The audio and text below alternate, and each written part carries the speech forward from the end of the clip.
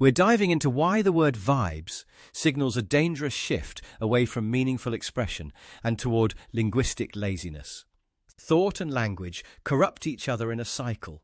Imprecise words like vibes damage our ability to think clearly.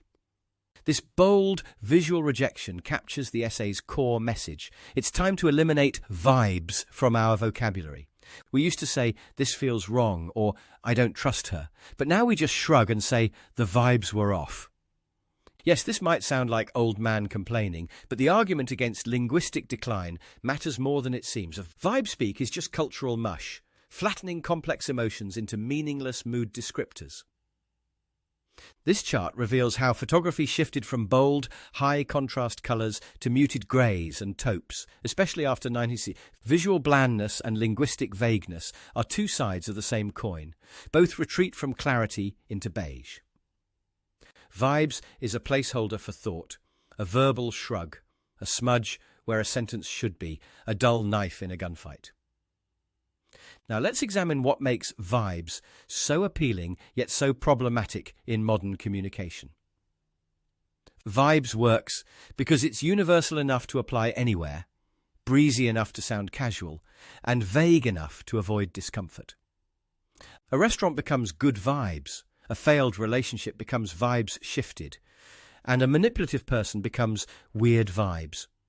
When we use vibespeak, we lose responsibility, clarity, specificity, and connection to reality itself.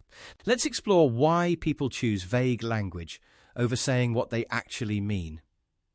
Real words like "I am overwhelmed" or "I felt disrespected" demand courage, while "the vibes are off" risks nothing. Vibes function as plausible deniability. No detail can be challenged, no feeling must be defended, no self revealed. Specificity is intimate and accountable, forcing you to stand inside your truth, while vagueness lets you dissolve into abstraction.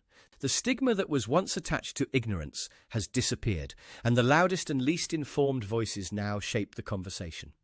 We swap articulation for atmosphere using words like energy, core, aesthetic, feels, and mood, all imprecise placeholders. We're not simplifying our language, we're surrendering entirely on the effort to articulate complex thoughts. The modern world optimizes us for scrolling, not thinking, reacting, not reflecting, clips, not quips, creating exhaustion. To name something is to confront it. To describe precisely is to understand it. To speak honestly is to exist fully. Vibes ask nothing and reveal nothing, floating away without consequence, while precise language prevents the damage of things left unsaid. Here's the constructive case for why we should embrace specific, precise language in our daily lives. Naming your inner state isn't performance or pretension.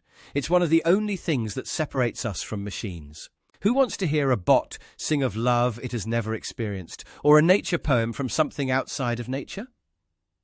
The world doesn't need fewer emotions. It needs fewer euphemisms, words with edges that cost something. Say things like, "This matters," "I want this," "I'm afraid," "I care," "I need you." Statements that require standing behind them.